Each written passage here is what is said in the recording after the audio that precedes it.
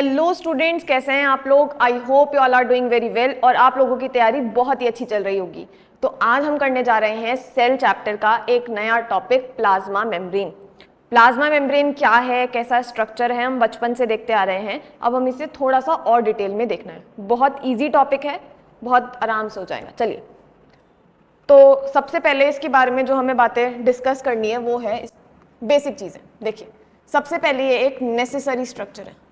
Necessary structure तो सारे ही हैं भैया सेल में। इसके लिए स्पेसिफिकली लिखवाया क्यों गया है, क्योंकि अगर किसी भी सेल को, किसी भी चीज़ को लिविंग हमें बताना है तो उसमें प्लाज्मा मेम्ब्रेन होनी ज़रूरी है। कोई भी सेल हो, चाहे वो प्लांट सेल हो, एनिमल सेल हो, बैक्टीरिया का सेल हो, आर्किया का सेल हो, कोई भी चीज़ है उस पर प्लाज्मा मेम्ब्रेन मिलेगी ही मिलेगी। यहाँ पर एक एक्सेप्शन हमें पता है, क्या, वायरस। वायरस पे नहीं होती है प्लाज्मा मेम्ब्रेन, इसीलिए ना अभी तक उसको लिविंग में रख पाए हैं ना नॉन लिविंग में। ओके, इसके बाद ये सिलेक्टिवली परमिएबल होती है, ये तो हमें पता ही है। फीचर्स में एक और बार देखेंगे इसको बाद में। हमने जब इसके बारे में स्टडी करनी स्टार्ट करी थी डिटेल में, तो हमने आरबीसी की मेम्ब्रेन में स्टडी स्टार्ट करी थी। हमें एनसीईआरटी बताती है कि इस आरबीसी की मेम्ब्रेन में 40% लिपिड्स होते हैं एंड 52% प्रोटीन्स होते हैं। मतलब प्रोटीन यहाँ पर ज़्यादा प्रेजेंट होंगे। अब ये जो स्पेसिफिकली बात है, ये किसकी करी गई है? आरबीसी की मेम्ब्रेन की। अगर मैं नॉर्मल हर सेल के लिए एक बताना चाहूं तो लिपिड 50% रहेगा एंड प्रोटीन भी 50% रहेंगे। ठीक है, ज्यादातर सेल्स में ये जो रेशियो रहता है ये 1:1 का रहता है। और साथ ही में कुछ कार्बोहाइड्रेट्स भी हमें मिलते हैं, कुछ कार्बोहाइड्रेट्स भी हमें मिलेंगे और इनकी परसेंटेज क्या रहती है? 5 से 10%, 5 से 10% ही हमें मिलते हैं। कार्बोहाइड्रेट बहुत ही कम मिलते हैं। फाइन, तो ये कुछ इंपॉर्टेंट बातें थी जो हमें पता होनी चाहिए। इसके बाद यहाँ पर हमें अब कुछ मॉडल्स पढ़ने हैं, जिनसे मतलब जैसे जैसे स्टडी होती रही लोगों ने अपने अपना मॉडल देते रहे कि प्लाज्मा मेम्ब्रेन का स्ट्रक्चर क्या है। अब हमें वो देखने हैं। सबसे पहले आया सैंडविच मॉडल। सैंडविच मॉडल दिया था डैनियल एंड डेविडसन ने 1935 में। इन्होंने हमें क्या बताया? सबसे मेन चीज़ जैसे एक बेसिकली कि हमारे पास एक लेयर किसकी है? एक लेयर हमारे पास प्रोटीन की है, नीचे भी हमारे पास किसकी लेयर है? प्रोटीन की है, और बीच में हमारे पास जो लेयर है वो किसकी है? लिपिड्स की है। ये वाली जो लेयर है हमारे पास लिपिड्स की है। ठीक है, उन्होंने ये बताया था, ये लिपिड है, ये प्रोटीन है, ये प्रोटीन है। साथ ही साथ उन्होंने हमें एक और बात बताई कि जो प्रोटीन है ये ग्लोबुलर है। ग्लोबुलर मतलब स्फेरिकल शेप वाले प्रोटीन्स होंगे। फाइन, इनकी ये बातें सही निकली, पर अभी भी डिटेल स्ट्रक्चर नहीं था। ये प्लाज्मा मेम्ब्रेन की स्ट्रक्चर को अच्छे से, उसका जो ट्रांसपोर्टेशन है, सिलेक्टिवली परमिएबल नेचर है, उसको नहीं बता पाए थे। फिर दूसरी आई मॉडल हमारे पास, यूनिट मेम्ब्रेन मॉडल। ये दी थी रॉबर्टसन ने। इन्होंने हमें क्या बताया? इन्होंने हमें एक चीज़ बताई जो कि गलत निकली बेसिकली। वो है कि जहाँ पर जो प्रोटीन्स हैं वो फाइब्रस नेचर के होते हैं, फाइब्रस प्रोटीन्स। तो ये बात तो क्या निकली? हमारी गलत निकली। ठीक है, इसके बाद जो इन्होंने इंपॉर्टेंट बात बताई जो आपको याद रखनी है वो ये है, इन्होंने बताई thickness, thickness of plasma membrane. और वो इन्होंने एकदम सही बताई। क्या थी वो थिकनेस? 75 से 100 आर्मस्ट्रॉन्ग। इन्होंने बेसिकली 75 के अराउंड बताई थी। फाइन, तो इन्होंने जो आपकी थिकनेस बताई प्लाज्मा मेम्ब्रेन की वो एकदम करेक्ट थी। उसके बाद थर्ड मॉडल आया जो सबसे इंपॉर्टेंट है और इसके बारे में हमें एकदम डिटेल में बातें करनी है, फ्लूइड मोज़ैक मॉडल। फ्लूइड मतलब लिक्विड पोर्शन, मोज़ैक मतलब पैचेस वाला पोर्शन मॉडल। किसने दिया था? सिंगर एंड निकोलसन ने दिया था 1972 में। बहुत अच्छे से याद कर लेने हैं नाम, ये नाम बार बार हमें सुनने को मिलते हैं। मतलब कि प्लाज्मा मेम्ब्रेन का टॉपिक हर बार आता है जब भी आप पढ़ते हैं आगे स्टडीज़ में, बार बार हमें ये नाम देखने पड़ेंगे। ओके, अब ये जो मॉडल है इसको हमें बहुत अच्छे से डिस्कस करते हैं।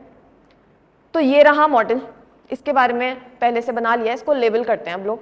ठीक है, लेबलिंग स्टार्ट करते हैं। सबसे पहली बात, ये पूरी की पूरी लेयर किससे बनी हुई है? लिपिड्स से बनी हुई है। मतलब कि ये जो एक आदमी है, मतलब ये जो एक पोर्शन है, ये क्या है? एक लिपिड है।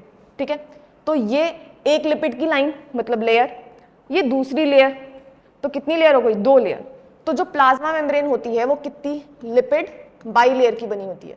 किसकी बनी होती है? लिपिड बाईलेयर की, 2 लेयर्स की बनी हुई होती है। प्लाज्मा मेम्ब्रेन जो है वो कंटिन्यूस नहीं होती है, बीच में उसमें कुछ चीज़ें प्रेजेंट हो सकती हैं, होती हैं बेसिकली। ये चीज़ें क्या हैं? ये हैं प्रोटीन्स। अब प्रोटीन्स भी जो होते हैं वो दो तरह के हो सकते हैं, ठीक है। एक यहाँ पर दिखाए गए हैं ग्रीन कलर से, एक पिंक कलर से। देखिए, सबसे पहले इस प्रोटीन की बात करते हैं।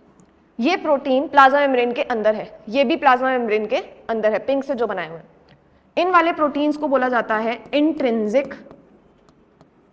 इंट्रिंसिक या फिर इंटीग्रल प्रोटीन्स। मतलब ये अंदर प्रेजेंट होते हैं। अब ये आधे अधूरे अंदर भी हो सकते हैं, मतलब आधे धसे हुए भी हो सकते हैं, या फिर पूरे ऊपर से नीचे तक हो सकते हैं।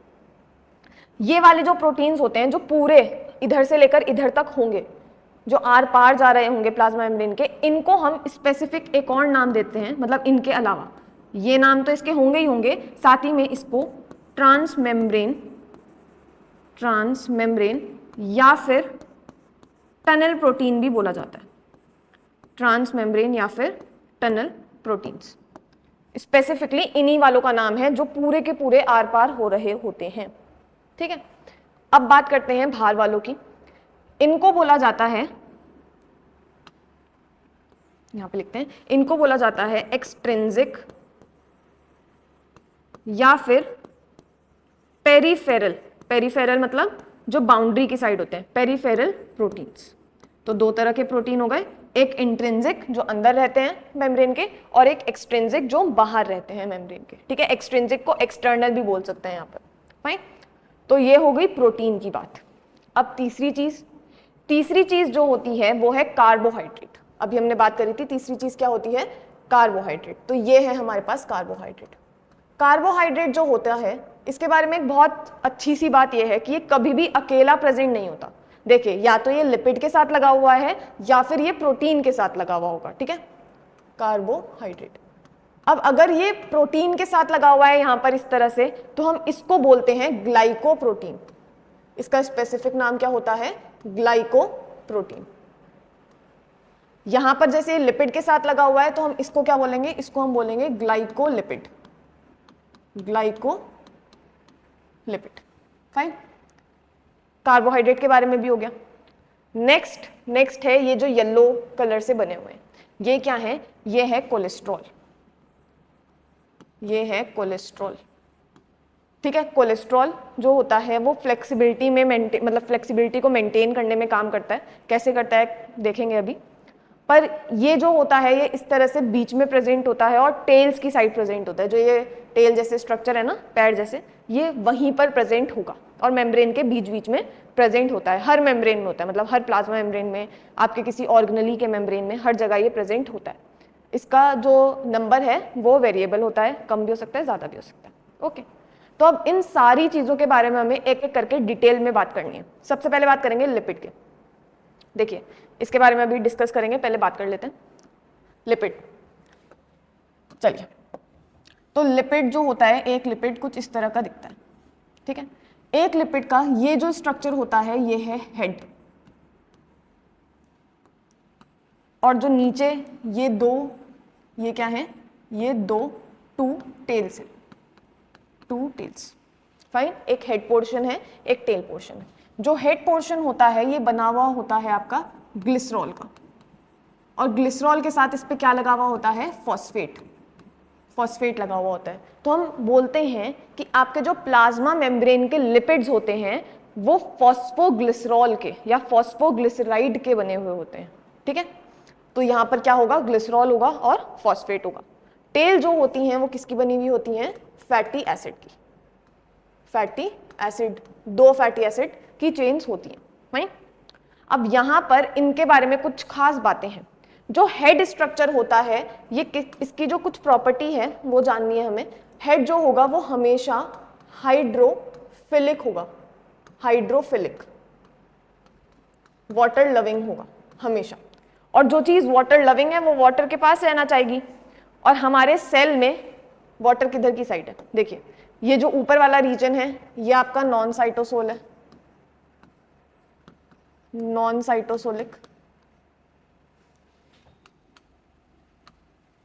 साइटोसोलिक, और ये वाला है साइटोसोलिक। अब चाहे नॉन साइटोसोलिक हो बाहर, चाहे साइटोसोलिक हो अंदर सेल के, दोनों ही रीजन्स में क्या होता है, लिक्विड होता है, फ्लूइड पोर्शन होता है, मतलब पानी वहां पर प्रेजेंट है। तो दोनों ही तरफ वो चीज रहती है जिसको पानी पसंद होगा, जो कि है हेड। ऊपर की तरफ क्या रहते हैं, हमेशा हेड रहते हैं। फाइन। तो ये जो हेड स्ट्रक्चर होगा ये हाइड्रोफिलिक होता है। वहीं पर जो फैटी एसिड की चेन्स होती हैं ये हाइड्रोफोबिक होती हैं हमेशा। इसी वजह से अभी हमने देखा था डायग्राम में कि ये अंदर की साइड रहती है, छुपी हुई रहती हैं, बाई लेयर के अंदर की साइड रहेंगी हमेशा। ठीक है, तो ये हो गई हमारी लिपिड की बात। फाइन। अब बात करते हैं प्रोटीन की। तो प्रोटीन हमने अभी अभी देखा दो तरह के होते हैं, एक तो इंटीग्रल और एक एक्सट्रिंसिक बोल देते हैं यहाँ पर, एक्सट्रिंसिक, इंटरनल भी बोल सकते हैं यहाँ पर। फाइन। तो इंटीग्रल जिसके हमने बहुत सारे नाम देखे थे, ट्रांसमेम्ब्रेन, टनल वगैरह वगैरह, ये इंट्रिंसिक हो गए।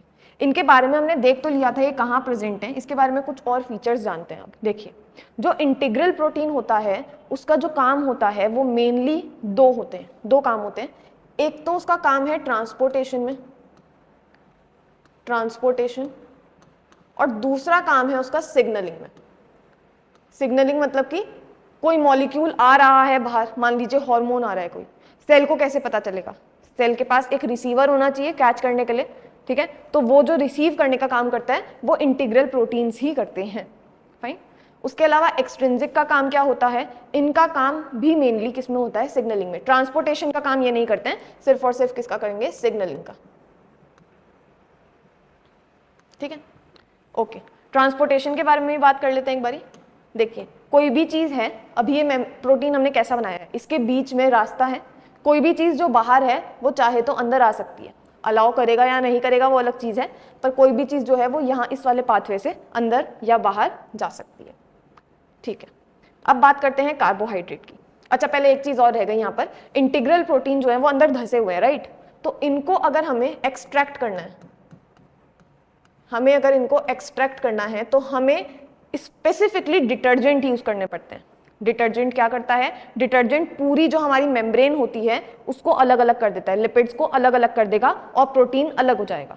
ठीक है, सारे लिपिड्स अलग हो जाएंगे, प्रोटीन अलग हो जाएंगे। तो यहां पर हमें एक्सट्रैक्ट करने के लिए क्या, डिटर्जेंट यूज करना पड़ता है, डिटर्जेंट हमें यहाँ पर यूज करना पड़ता है। अब साथ ही साथ क्योंकि डिटर्जेंट यूज कर रहे हैं, पूरी जो हमारी बाइलेयर की मेम्ब्रेन है वो पूरी बेकार हो जा रही है, तो बेसिकली यहाँ पर मेम्ब्रेन में कुछ और बचता नहीं है उसके बाद। ठीक है, वहीं पर जो अगर हमें एक्सट्रिंसिक प्रोटीन को निकालना है तो हमें यहाँ पर कोई भी किसी भी चीज़ का यूज़ नहीं करना पड़ता, आराम से वो मतलब बाहर से बाहर हट सकते हैं क्योंकि हमारे बाहर प्रेजेंट होते हैं।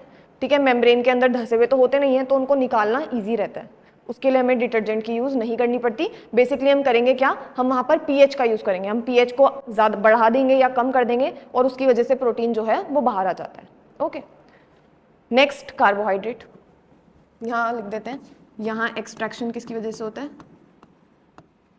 यहाँ होता है पीएच की हेल्प से, पीएच चेंज की हेल्प से यहाँ पर होता है। ठीक है, ओके। कार्बोहाइड्रेट की बात करते हैं। कार्बोहाइड्रेट की सबसे पहली खास बात यह है, ये हमेशा आउटर साइड पे प्रेजेंट होगा। ठीक है, आउटर साइड मतलब कौन सी, आपकी नॉन साइटोसोलिक पे, नॉन साइटोसोलिक साइड पे हमेशा प्रेजेंट होगा। इसका काम क्या होता है मेजरली, हमारे कार्बोहाइड्रेट्स का मेजरली काम क्या होता है, एंटीजेनिक प्रॉपर्टी देना। एंटीजेनिक प्रॉपर्टी से मतलब यहां पर है कि आइडेंटिटी देना, कोई भी सेल है वो सेल अलग कैसे है। जैसे कि हम ब्लड ग्रुप्स की बात करते हैं तो हमें पता है ए ब्लड ग्रुप, टाइप बी, ओ, ये सब, तो हमें ये कैसे पता है, हमने इनको अलग अलग कैसे किया हुआ है, तो वो हमने उनकी कार्बोहाइड्रेट के बेस पे रखा है कि उनके जो बाहर सेल है उस मेम्ब्रेन पे बाहर किस तरह की कार्बोहाइड्रेट की चेन है, उस बेस पे हमने उनको अलग अलग दिया हुआ है नाम। फाइन, तो कार्बोहाइड्रेट जो होते हैं ये एंटीजेनिक प्रॉपर्टी देते हैं, अलग अलग आइडेंटिटी देते हैं, साथ ही साथ ये सिग्नलिंग में भी काम आ सकते हैं। Okay, next cholesterol. कोलेस्ट्रॉल जो होता है इसका बहुत ही इंपॉर्टेंट काम है, मतलब बहुत ही ज्यादा। देखिए, कोलेस्ट्रॉल की अगर मैं बात करूं तो सबसे पहले बहुत इजी तरीके से अगर मैं बताऊं तो ये स्टेबिलिटी एंड फ्लेक्सिबिलिटी मेंटेन करते हैं।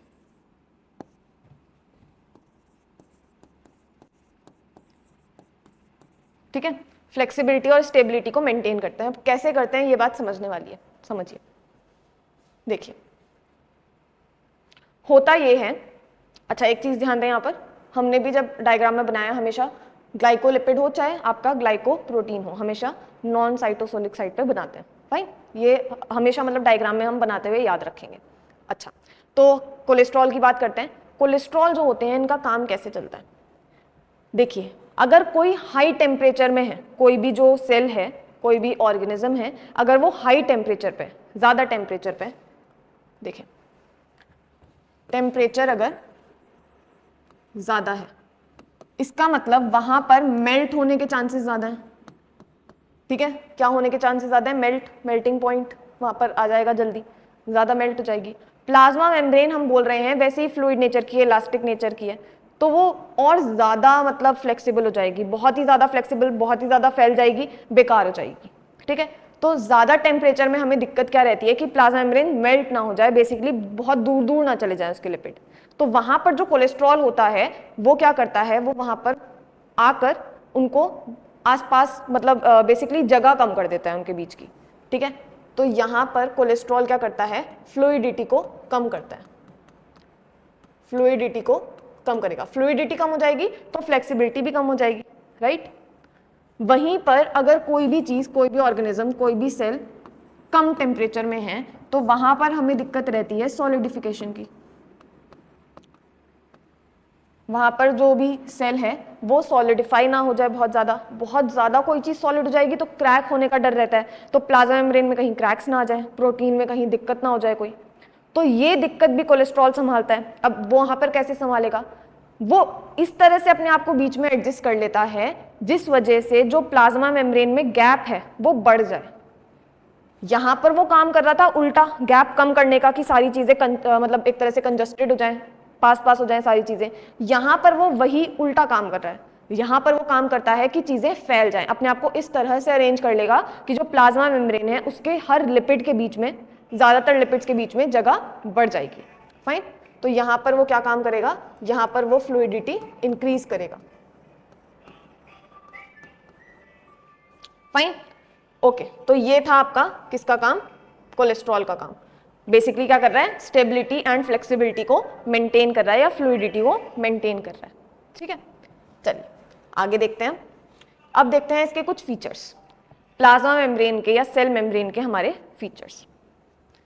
क्वासी फ्लूइड, क्वासी फ्लूइड मतलब कि हम बोलते हैं जो प्लाज्मा मेम्ब्रेन है वो इलास्टिक नेचर की है।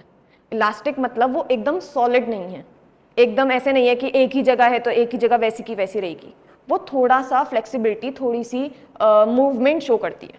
ठीक है, तो क्वासी फ्लूइड का मतलब भी वही हुआ, और मतलब कि ऐसा नहीं है कि बहुत एकदम ही लिक्विड है, सेमी लिक्विड है। ठीक है, ओके। उसके बाद डायनेमिक का मतलब भी वही हुआ कि मूवमेंट होती है उसमें।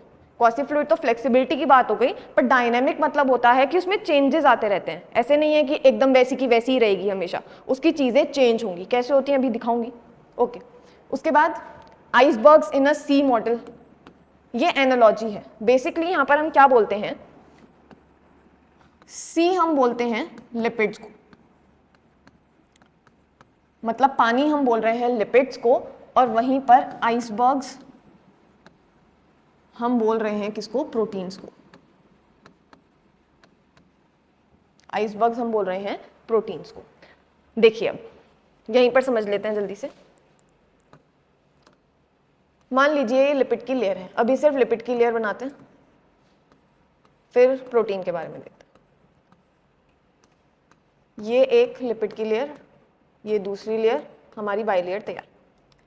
अब इस बाइलेयर में ये हो सकता है कि ये वाला जो लिपिड है ये इधर और इधर मूव करे, इस वाले मूवमेंट को हम बोलते हैं लेटरल मूवमेंट। क्या बोलते हैं हम इसको, लेटरल मूवमेंट। ठीक है, यहीं पर लिख देती हूं,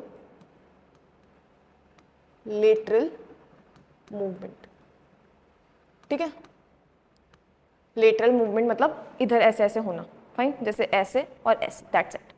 तो ये हो गया लेटरल मूवमेंट। इसके बाद ये रोटेट भी कर सकते हैं सारे ही, ये आपस में, मतलब आपस में क्या, इस तरह से रोटेट भी हो सकते हैं। ठीक है, एक मूवमेंट ये हो गया, तो दूसरा मूवमेंट क्या हो गया इसका, रोटेशन।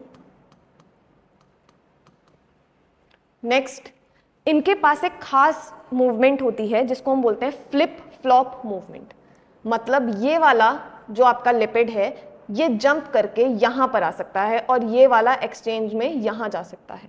इसको बोलते हैं फ्लिप फ्लॉप मूवमेंट। क्या बोलते हैं हम इसको, फ्लिप फ्लॉप मूवमेंट। अब यहां पर ध्यान से सुनिएगा, जो आपकी फ्लिप फ्लॉप मूवमेंट और रोटेशन है, फ्लिप फ्लॉप और रोटेशन की जो मूवमेंट है वो सिर्फ और सिर्फ लिपिड करते हैं।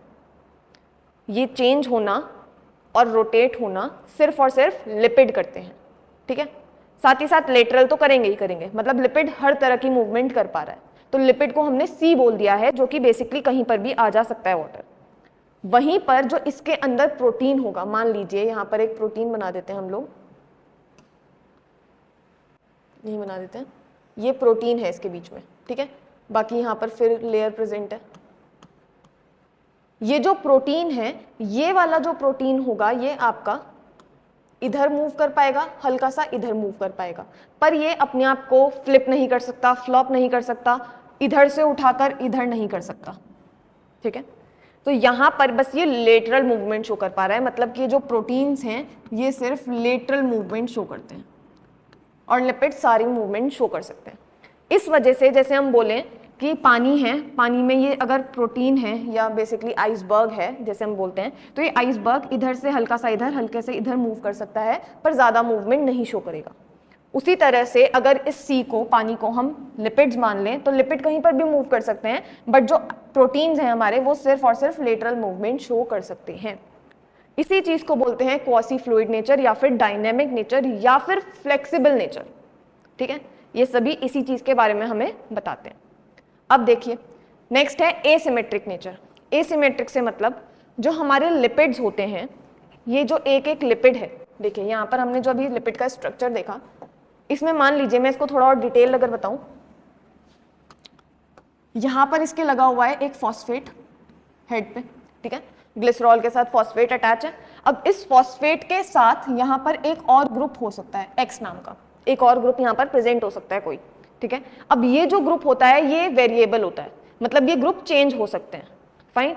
उन ग्रुप का नाम क्या है, कैसे दिखते हैं, हमें कुछ जानने की जरूरत नहीं है, बायोमोलिक्यूल्स में थोड़ा इसके बारे में पढ़ते हैं हम लोग, पर फिलहाल हमें सिर्फ जानना है कि एक और चीज लगी हो सकती है और वो वेरिएबल होती है, और यही x जो है ये 1 2 3 4 कुछ भी हो सकता है। अब मान लीजिए हम इस अपनी लिपिड की बात करें जो हमने बनाया था, इसमें यही जो ग्रुप है ये 1 है, इसमें यही ग्रुप 2 था, इसमें फिर 1 है, इसमें 3 ग्रुप हो गया कोई, इसमें 5 ग्रुप हो गया कोई, मतलब कि जितने लिपिड्स हैं वो सारे अलग अलग भी हो सकते हैं, सेम भी हो सकते हैं, फाइन।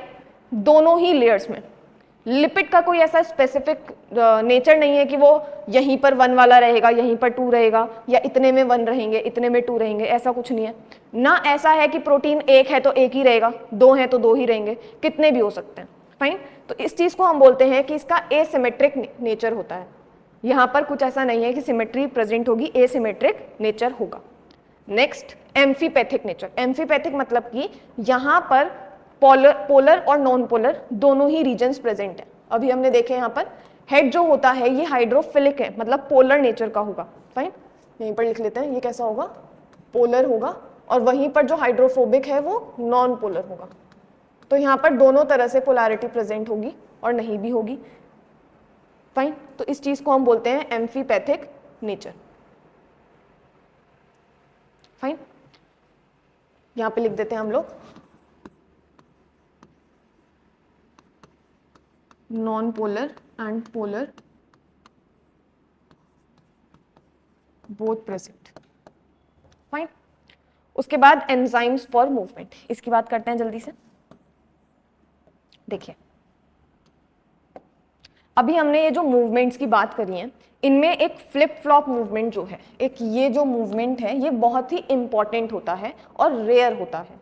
मतलब ये ऐसा नहीं है कि अपनी मर्जी से उछल के इधर से उधर जाते हैं, नहीं, इनका टाइम होता है, इनका कुछ सिग्नल होता है। बेसिकली मान लीजिए फॉर एग्जांपल हम लोग एक लेते हैं कि अगर सेल को अपनी डेथ करवानी है, मतलब उस सेल में कोई भी गड़बड़ी है, रिपेयर नहीं हो पा रहा है, उसको अब डेथ करवानी है अपनी, ठीक है, लाइसोसोम के थ्रू या किसी भी थ्रू उसको अपनी डेथ करवानी है, वो कैसे कराएगा। बेसिकली वो सिग्नल देगा, वो किसी ना किसी चीज को, उस पर पहले सिग्नल आएगा, फिर वो सिग्नल आगे पास ऑन करेगा, राइट। तो वो जो सिग्नल होता है वो कैसे बताएगा, तो वो इस मूवमेंट से बताता है। वो एक स्पेसिफिक टाइप के लिपिड को दूसरी साइड भेज देगा, जिससे पता चल जाएगा कि अब जो सेल है वो खतरे में है, उसे अब मारना है। फाइन। तो इस तरह का एग्जाम्पल, अब ये जो मूवमेंट होती है ये कुछ एंजाइम्स करवाते हैं स्पेसिफिकली कुछ ही टाइम पर। तो हम पहले बात करते हैं एक एंजाइम की जिसका नाम है फ्लिपेज। एक एंजाइम है जिसका नाम है फ्लिपेज। फ्लिपेज क्या करवाता है, फ्लिपेज आउटर से इनर मूवमेंट करवाता है। आउटर से इनर किसमें, लीफलेट। लीफलेट क्या होता है मैडम जी, देखिए प्लाज्मा मेम्ब्रेन की 2 लेयर्स थी, इसकी जो आउटर लेयर होती है इसको हम बोल देते हैं आउटर लीफलेट, और जो इसकी इनर लेयर थी जो साइटोसोल की तरफ प्रेजेंट होती है इसको हम बोल देते हैं इनर लीफलेट, या फिर यहीं पर हम इनको बोल सकते हैं cytosolic leaflet and non cytosolic leaflet. ठीक है, तो उसी की बात कर रहे हैं हम लोग। जो फ्लिपेज एंजाइम होगा वो क्या करेगा, वो आउटर से इनर की तरफ भेजेगा, मतलब वो यहां से यहां मूवमेंट करवाएगा। ठीक है, स्पेसिफिकली। ओके, तो यहां पर जो फ्लिपेज है वो आउटर से इनर मूवमेंट करवाएगा। वहीं पर दूसरा है फ्लोपेज। फ्लोपेज उल्टा करवाता है। फ्लोपेज आपका इनर से आउटर मूवमेंट करवाता है, इनर से आउटर लीफलेट में मूवमेंट करवाएगा। ठीक है, इसको याद कैसे रखना है, मुझे लगता है जिन्होंने इसको नाम दिया था उन्होंने इस तरह से नाम दिया है ताकि याद रहे। बेसिकली इससे, आई से और इस ओ से। आई इनर, मतलब जो फ्लिपेज है वो आई की तरफ भेजेगा, वो इनर की तरफ भेजेगा। जो फ्लोपेज है वो ओ है, वो आउटर की तरफ भेजेगा। फाइन।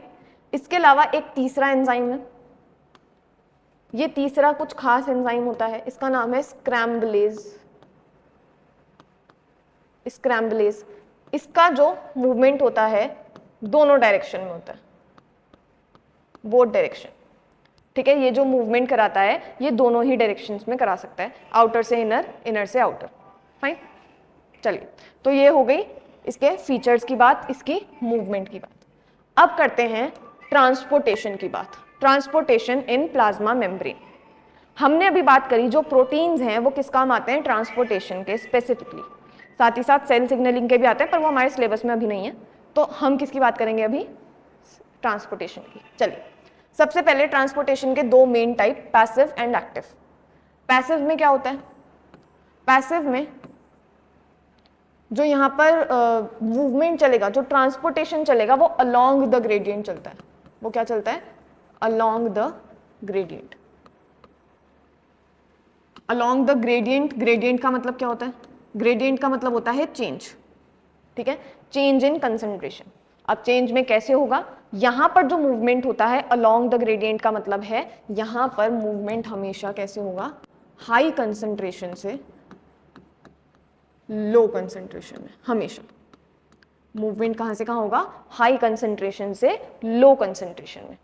साथ ही साथ यहां पर कभी भी एनर्जी यूज नहीं होगी, नो एटीपी इज यूज्ड। कभी भी यहां पर एटीपी यूज नहीं होगी, कभी भी। फाइन। उसके बाद एक्टिव की बात करते हैं। एक्टिव जो होगा ये हमेशा कैसे चलेगा, अपोजिट नहीं, ओके, अगेंस्ट द ग्रेडियंट। उल्टा जाएगा ग्रेडियंट के, मतलब चेंज के उल्टा जाएगा। चेंज के उल्टा मतलब कि ये लो से लो कंसंट्रेशन से हाई कंसंट्रेशन में मूव करेगा। ये चीज़ें वैसे बेसिक हैं, हम लोग बचपन में ही पढ़ लेते हैं, पर फिर भी एक क्विक रिवीजन। फाइन। साथ ही साथ यहाँ पर एनर्जी जो होगी वो हमेशा यूज होगी, ATP is used, ATP is used. अब पढ़ते हैं इसके कुछ एग्जाम्पल, या फिर ऐसे बोल देते हैं टाइप्स। देखिए, डायग्राम के थ्रू पढ़ते हैं। सबसे पहले, ओके ये यूज किया हुआ है, ग्रीन से ही कर लेते हैं यूज। ठीक है, सबसे पहले बात करते हैं पैसिव की। तो पैसिव का एक टाइप है डिफ्यूजन। डिफ्यूजन भी हम बचपन से पढ़ते आ रहे हैं, हर पार्टिकल का हो सकता है, जरूरी नहीं है गैसेस का ही हो। लिक्विड का भी होता है, सॉलिड का भी होता है, पर गैसेस में सबसे ज्यादा होगा, फिर लिक्विड में और सबसे कम सॉलिड में। ठीक है, तो यहाँ पर पहले डिफ्यूजन देखते हैं, नॉर्मल डिफ्यूजन एकदम। डिफ्यूजन में क्या होगा, अपनी यही हाई कंसंट्रेशन से लो कंसंट्रेशन में चीज मूव करेगी, मतलब एरो क्या रहेगा हमारा, इधर की तरफ रहेगा। फाइन, हमेशा कहां से कहां मूव करेगी, हाई टू लो। क्या है ये है डिफ्यूजन। नॉर्मल डिफ्यूजन हमारा किसका होता है, ये ज्यादातर सेल्स में कौन करता है, गैसेस, ऑक्सीजन, नाइट्रिक ऑक्साइड, आपका कार्बन डाइऑक्साइड, इन सब का डिफ्यूजन होता है। एग्जाम्पल भी लिख लेते हैं यहीं पर, किसका हो सकता है, ऑक्सीजन का, कार्बन डाइऑक्साइड का और NO का। ठीक है, इन सब का हो सकता है। उसके बाद एक नया टाइप हम लोग पढ़ते हैं जिसका नाम है फैसिलिटेटेड डिफ्यूजन। फैसिलिटेटेड डिफ्यूजन, इसका मतलब यहां पर भी होगा तो डिफ्यूजन ही, मतलब अलोंग द ग्रेडियंट ही होगा, हाई कंसेंट्रेशन से लो में ही मूवमेंट होगा, पर यहां पर प्रोटीन की हेल्प ली जाएगी, कोई ना कोई फैसिलिटी ली जाएगी। फैसिलिटी का मतलब कोई ना कोई हमें चीज मिलेगी आसान करने के लिए, और वो क्या होगा, एक प्रोटीन। ठीक है, ट्रांसमेम्ब्रेन प्रोटीन होगा हमेशा, पेरिफेरल यहाँ पर यूज नहीं होता। फाइन, ओके, तो यहाँ पर भी एरो जो होगा वो इस तरह से लगेगा, और इसका नाम क्या है, इसका नाम है फैसिलिटेटेड डिफ्यूजन। ये किन चीजों का होता है, थोड़ा कॉन्सेप्ट समझिएगा, यहां से समझते हैं कॉन्सेप्ट पहले। देखिए, हमने अभी बात करी थी कि ये जो लिपिड हैं इनमें हाइड्रोफिलिक है और हाइड्रोफोबिक है, पर इसमें जो बीच का रीजन होता है वो बहुत ज्यादा हाइड्रोफोबिक होता है, मतलब पूरा बीच का रीजन हाइड्रोफोबिक होता है। तो कोई भी चीज हम बोलते हैं कोई भी चीज डिसॉल्व किस में होती है, जो उसके जैसा होता है, मतलब पोलर पोलर में डिसॉल्व होता है और नॉन पोलर नॉन पोलर में, राइट। तो यहाँ पर क्या होता है, जो भी चीज आपकी पोलर है वो यहाँ पर डिसॉल्व नहीं हो पाती, तो वो यहाँ से आगे बढ़ ही नहीं पाती। ठीक है, जो पोलर चीजें हैं वो डिफ्यूजन के थ्रू यहाँ तक आ जाएंगी, भले ही हेड तक थोड़ा बहुत आ जाएंगी, पर हेड के नीचे नहीं जा पाती हैं कभी भी। ठीक है, क्योंकि वहां पर हाइड्रोफोबिसिटी ज्यादा है। तो यहाँ पर इस वजह से उन चीजों को जो कि ज्यादा पोलर होते हैं नेचर में, या फिर थोड़े से बड़े साइज के होते हैं, उनको प्रोटीन की हेल्प लेनी पड़ती है। फाइन, गैसेस तो आ जा सकती हैं, पर यहाँ पर अगर कोई पोलर चीज है, कोई चार्ज्ड पार्टिकल है, तो वहां पर उसको हेल्प लेनी पड़ेगी। तो फैसिलिटेटेड डिफ्यूजन किसका होता है, ओके, कहाँ लिखे हैं, यहाँ पर, यहाँ लिख देते हैं। फैसिलिटेटेड डिफ्यूजन किसका होता है, आपका पोलर मॉलिक्यूल्स का, चार्ज्ड मॉलिक्यूल्स का, या फिर लार्ज मॉलिक्यूल्स का। ठीक है, इन सब का किससे होगा, फैसिलिटेटेड डिफ्यूजन से होगा। अब नेक्स्ट लास्ट है हमारे पास एक्टिव। Active transportation. एक्टिव में क्या होगा, अगेंस्ट द ग्रेडियंट हमने बोला, मतलब कि यहाँ पर चीजें ज्यादा प्रेजेंट हैं, जो भी मॉलिक्यूल्स हैं वो यहाँ पर ज्यादा है, यहाँ पर कम है, उसके बाद भी कम से ज्यादा की तरफ चीज भेजी जाएगी, मतलब यहाँ अपोजिट एरो लगेगा। ठीक है, यहाँ पर जो एरो लगेगा वो उल्टा लगेगा, एरो जो होगा वो उल्टा जाएगा। फाइन, अब यहाँ पे जो एग्जाम्पल हमें बहुत अच्छे से याद करना है, फिलहाल सिर्फ नाम याद करेंगे, वो एग्जाम्पल है sodium potassium pump. Sodium potassium pump, ठीक है, इस पंप का नाम याद रखेंगे। इस पंप को हम आने वाले चैप्टर्स में पढ़ते हैं एनिमल फिजियोलॉजी में। ओके, तो ये हो गई बात एक्टिव और पैसिव की। ये उन मॉलिक्यूल्स का था स्पेसिफिकली जिनको चार्ज है जिन पे, या नॉर्मल गैसेस का छोटे मॉलिक्यूल्स हैं कंपैरेटिवली। यहाँ पर भी एक्टिव किन में होगा, जिनमें चार्ज प्रेजेंट है, बेसिकली आयंस में, बेसिकली आयंस के लिए होता है। ठीक है, अब मैं उनकी बात करूंगी यहाँ पर जो थोड़े बड़े होते हैं, मतलब बड़े और ज़्यादा बल्कि चीज़ों को जब हमें ट्रांसपोर्ट करना होता है, ज़्यादा चीज़ों को जब हमें अंदर से बाहर या बाहर से अंदर भेजना होता है, तो वहाँ पर यूज़ होते हैं अलग चीज़ें, अलग ट्रांसपोर्टेशन, एंडोसाइटोसिस और एक्सोसाइटोसिस। ये नाम हम बहुत पहले से पढ़ते सुनते आ रहे हैं, आपका अमीबा की न्यूट्रिशन में बहुत ज़्यादा पढ़ने को मिलता है हमें। एंडोसाइटोसिस क्या होता है, एंडोसाइटोसिस डायग्राम से देखें यहाँ पर, कोई भी जो चीज़ है वो बाहर से आउटसाइड द सेल अंदर आएगी, यहाँ पर इस तरह से डिप्रेशन बनेगा एक, ठीक है, एक फरोसा बनेगा यहाँ पर इस तरह से, उसके अंदर वो चीज़ एंटर होगी, एंटरिंग के बाद ये फरो यहाँ से क्लोज हो जाएगा, ठीक है, जो भी यहाँ पर जगह बनी थी वो बंद हो जाएगी धीरे धीरे करके, और अलग सा एक वेसिकल बन जाएगा, और वेसिकल जहाँ पर भी उसको ट्रैवल करना है सेल के अंदर, जहाँ पर भी इस चीज़ को जाना है वो वहाँ पर चला जाएगा। इस चीज़ को बोला जाता है एंडोसाइटोसिस। किस वजह से हो पाती है ये? क्योंकि सेल मेम्ब्रेन क्या होती है, फ्लेक्सिबल होती है। अब इसके हमें पढ़ने हैं बेसिकली दो टाइप्स। इसके दो टाइप्स हैं, फैगोसाइटोसिस एंड पिनोसाइटोसिस। ओके, नाम से पता चल जा रहा है बेसिकली। देखिए, फैगोसाइटोसिस होता है सॉलिड पार्टिकल्स का। कोई भी सॉलिड पार्टिकल है तो उनका अगर इनटेक कर रहा है सेल तो उस चीज को बोला जाता है फैगोसाइटोसिस। फॉर एग्जाम्पल, जब बैक्टीरिया एंटर होता है कभी भी तो उसको फैगोसाइटोस किया जाता है। हमारी बॉडी में जब बैक्टीरिया एंटर होता है तो हमारे WBC उसको क्या करते हैं, फैगोसाइटोस करते हैं। सॉलिड पार्टिकल है, उसको फिर डाइजेस्ट कर लिया जाएगा फैगोसाइटोसिस के बाद। वहीं पर पिनोसाइटोसिस क्या होता है, ये लिक्विड का होता है, फॉर लिक्विड। लिक्विड के साथ प्लस कुछ सॉलिड भी जाएगा, फाइन। सिर्फ लिक्विड का नहीं, लिक्विड के साथ ही कुछ चीज सॉलिड जाती है अंदर, फाइन, पर यहाँ पर लिक्विड भी जाता है। इस वजह से इसको क्या बोलते हैं, पिनोसाइटोसिस। पिनो हिंदी से हम समझ सकते हैं, ठीक है, मतलब हिंदी को ऐसे ले सकते हैं, उससे याद रखिएगा। पिनो मतलब लिक्विड पोर्शन जाएगा और फैगो मतलब सॉलिड पार्टिकल जाएगा, फाइन। फैगोसाइटोसिस स्पेसिफिकली हम WBCs के लिए यूज करते हैं, फैगोसाइटोस माइक्रो ऑर्गेनिजम्स, ठीक है, ये चीज याद रखेंगे। उसके अलावा जब हमारा फैगोसाइटोसिस होता है तो ये जो वेसिकल बन रहा है इसको बोलते हैं फैगोजोम। क्या बोला जाता है इस वेसिकल को फिर फैगोसाइटोसिस के टाइम पर? फैगोजोम। यहीं पर लिख देते हैं, क्या बोला जाएगा, फैगोजोम। वहीं पर जब पिनोसाइटोसिस होता है तो उसको बोलते हैं पिनोजोम, फाइन। Next, exocytosis. इसका जस्ट अपोजिट, कोई भी चीज जो सेल के अंदर है अगर हमें उसे बाहर भेजना है, जैसे फॉर एग्जांपल लाइजोसोम पूरा डाइजेस्ट कर लेगा कोई भी चीज, अब वो चीज वेस्ट है सेल के लिए, उसको अब हमें बाहर भिजवाना है क्योंकि वो सेल के लिए हार्मफुल हो सकती है। तो वहां पर क्या होता है, यहाँ से लाइजोसोम बनकर आएगा, अपना पैकेजिंग वगैरह करके आएगा वेसिकल, और ऊपर फ्यूज हो जाएगा, प्लाज्मा मेम्ब्रेन से फ्यूज हुआ और धीरे धीरे कर सारी चीजें बाहर चले जाएंगी, ठीक है। तो अगर मूवमेंट जो होता है,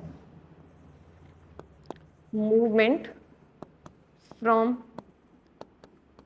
inside of cell to outside of cell, इस चीज को बोलते हैं एक्सोसाइटोसिस। एक्सो मतलब बाहर, एंडो मतलब अंदर, फाइन। तो ये सारी हमारी बातें हो गई इसके बारे में। चलिए, तो लास्ट टॉपिक हमारा फंक्शंस ऑफ सेल मेम्ब्रेन। सबसे पहले बहुत इजी है, हमें पहले से ही पता है सारी चीजें। Maintain cell shape and cell size, cell की शेप और साइज को मेंटेन करता है। उसके बाद हेल्प इन सेलेक्टिव ट्रांसपोर्टेशन, अभी हमने देखा सेलेक्टिव होगा कोई भी ट्रांसपोर्टेशन होगा। Help in many signalling pathway, अभी बताया था जैसे सेल डेथ हो गई फॉर एग्जांपल, उन पाथवेज में ये यूज होता है। उसके बाद हेल्प इन वेरियस सिक्रीशन, कोई भी सेल है, मान लीजिए कोई हार्मोन है, कुछ भी है, अलग अलग सेल्स बनाते हैं, पूरी बॉडी में भेजने होते हैं, तो वहां पर सिक्रीशन में भी हेल्प करेगा। इसके अलावा एक और चीज होती है, इसके अलावा in cell to cell signalling, normal signalling, दूर दराज की जो सिग्नलिंग होगी वो तो होगी, but cell to cell signalling में भी ये काम आता है, फाइन। जैसे हम प्लांट सेल में देखते हैं प्लाज्मोडेस्माटा का, तो वहां पर ये इस तरह से काम आएगा, प्लाज्मा मेम्ब्रेन, फाइन। तो ये हमारा कंप्लीट हो गया है topic plasma membrane. I hope आपको अच्छे से समझ में आ गया होगा। अगर कोई भी डाउट है तो आप लोग कमेंट कर सकते हैं। Thank you, have a good day, bye.